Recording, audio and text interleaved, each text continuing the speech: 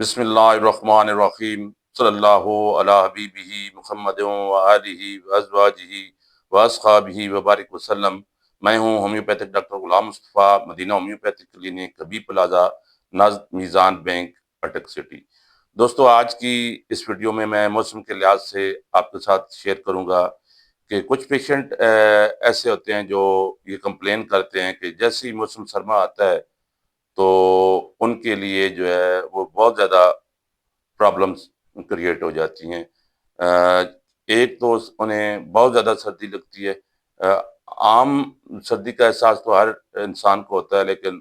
وہ سردی کے موسم میں بہت زیادہ سردی محسوس کرتے ہیں، شدید قسم کی سردی محسوس کرتے ہیں، ایک اسٹریم کولڈ جو شدت پہ پہنچ جاتی ہے، وہ اس قسم کی سردی وہ محسوس کرتے ہیں، جس کی وجہ سے ان کا جسم کانپنا شروع ہو جاتا ہے۔ وہ بالکل سردی کے موسم کو برداشت نہیں کر سکتے اور ان کو سردی بہت زیادہ لگتی ہے، اور اس کی وجہ سے سم ٹائمز انہیں بخار بھی ہو جاتا ہے، اور جیسے ہی وہ تھوڑا سا ان کو ٹھنڈی ہوا لگی اور انہیں بخار ہو گیا، گلا بیٹھ گیا، اور اس قسم کی پرابلم جو ہے وہ موسم سرما میں جو ہے وہ برداشت کرتے ہیں اور ان کا سامنا کرنا پڑتا ہے۔ تو اسی سلسلے میں آپ کے ساتھ ہومیوپیتھی کی وہ بہترین قسم کی میڈیسن شیئر کرنے جا رہا ہوں، جو اس قسم کی پرابلم جو سردی کے موسم میں ایسے پیشنٹ کو سامنے آتی ہیں وہ کم سے کم ہو سکے۔ تو اگر آپ نے ابھی تک میرے اس چینل کو سبسکرائب نہیں کیا تو آپ اسے سبسکرائب کر لیں، تاکہ میری ہر آنے والی ویڈیو کی نئی اپڈیٹ آپ کے پاس سب سے پہلے پہنچ سکے۔ تو دوستو، سب سے پہلے یہ ڈسکس کرتے ہیں کہ پیشنٹ کو اس قسم کی سردی جو حد سے زیادہ ہوتی ہے، ایکسٹریم قسم کی کولڈ، شدید قسم کی سردی کیوں محسوس ہوتی ہے، ان کے پیچھے کازز کیا ہیں۔ تو ان کازز کو اگر دیکھا جائے تو جو سب سے پہلی کاز ہے وہ پور سرکولیشن ہے۔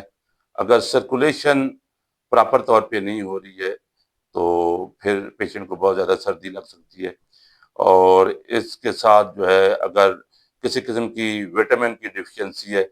اور اسپیشلی اگر وٹامن B12 کی ڈیفیشنسی ہے تو پھر بھی حد سے زیادہ سردی لگ سکتی ہے۔ اور اس کے علاوہ اگر پیشنٹ پانی بہت زیادہ کم جو ہے پیتا ہے اور پانی کے کم استعمال کرتا ہے، جس کی وجہ سے اس کی باڈی میں ڈی ہائیڈریشن کی پرابلم ہو جاتی ہے، تو اس صورتحال میں بھی پیشنٹ کو زیادہ سردی لگ سکتی ہے۔ اور اس کے ساتھ ساتھ اگر اس کا امیونٹی سسٹم ویک ہے، امیون سسٹم ویک ہے، تو پھر بھی اسے زیادہ سردی لگتی ہے، کیونکہ ہلکی سی سرد ہوا کا سامنا ہوا تو اسے نزلہ زکام شروع ہو گیا، کھانسی شروع ہو گئی، بخار شروع ہو گیا، سردی کی وجہ سے جسم کانپنا شروع ہو گیا۔ تو یہ ساری چیزیں جو ہے وہ ویک امیون سسٹم کو جو ہے وہ زہر کاری ہوتی ہیں۔ تو اگر امیونٹی ویک ہے تو اس کی وجہ سے بھی پیشنٹ کو سردی کا سامنا کرنا پڑ سکتا ہے۔ اور اس کے ساتھ ساتھ اگر وہ انیمک پیشنٹ ہے، اگر اسے خون کی کمی ہے، تو پھر بھی ایسی صورتحال میں جو ہے پیشنٹ کو زیادہ سردی لگ سکتی ہے۔ اور اگر پیشنٹ ایک لانگ ٹرم سے، ایک لمبے عرصے سے کسی بیماری میں مبتلا رہا ہے اور وہ بیڈ پہ ہے، تو ایسی صورتحال میں بھی اس کا جو سردی ہے وہ زیادہ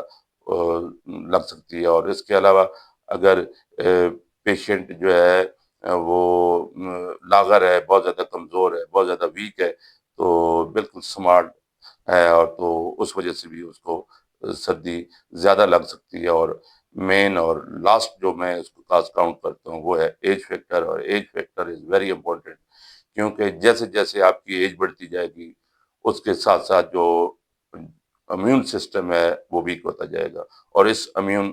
سسٹم کی وجہ سے اور زیادہ ایج ہونے کی وجہ سے بھی آپ کو جو ہے وہ زیادہ سردی لگ سکتی ہے۔ اگر امیون سسٹم کی اگر آپ اگزامپل کو دیکھیں تو ایک چھوٹے بچے آپ نے اکثر دیکھا ہوگا کہ سردی میں بغیر کوئی سویٹر پہنے، بغیر جرسی پہنے، وہ اوپن ایریا میں سردی میں وہ کھیل رہے ہوتے ہیں، دوڑ رہے ہوتے ہیں، لیکن بٹ ان کو اتنی زیادہ سردی محسوس نہیں ہوتی۔ اگر اس کے اپوزٹ اگر آپ ایک اولڈ ایج کو دیکھیں، اگر وہ اندر کسی گرم بستر میں بھی ہے، گرم کمرے میں بھی ہے، گرم جگہ میں بھی ہے، تو پھر بھی اسے بہت زیادہ سردی لگتی ہے۔ تو یہ سارا جو ہے اس کے پیچھے جو ہے وہ امیون سسٹم ہوتا ہے، اور امیون سسٹم چھوٹی ایج میں زیادہ اسٹرانگ ہوتا ہے، اور جبکہ جیسے جیسے ایج بڑھتی ہے تو یہ ویک ہوتا جاتا ہے، اور اس کی وجہ سے جو بھی سردی جو ہے وہ اولڈ ایج میں بھی پیشنٹ کو زیادہ لگتی ہے۔ تو age factor is very important. تو دوستو،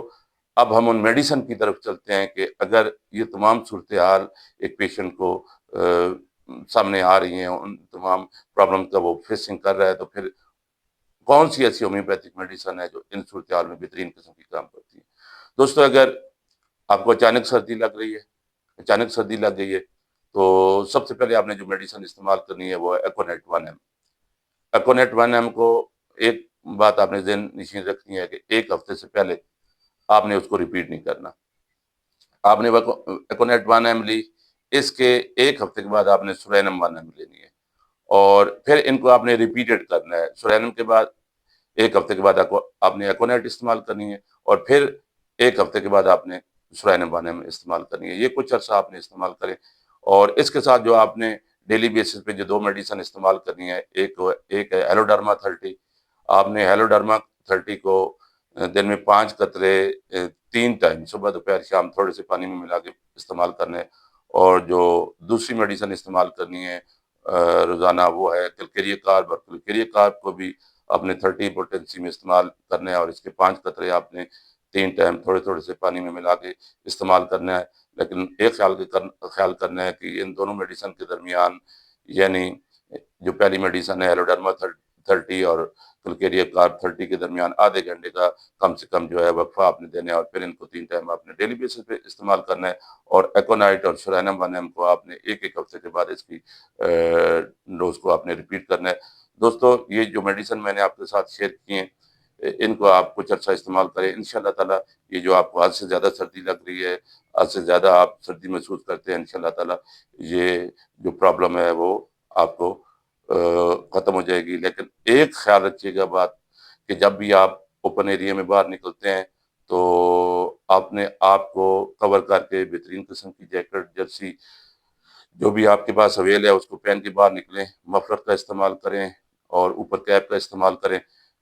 تاکہ آپ جو ہے وہ سردی سے بچ سکیں۔ تو اگر آپ نے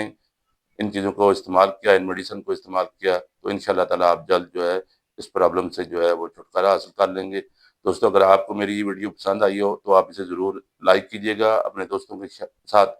شیئر کیجیے گا، تاکہ کسی کا بھلا ہو سکے۔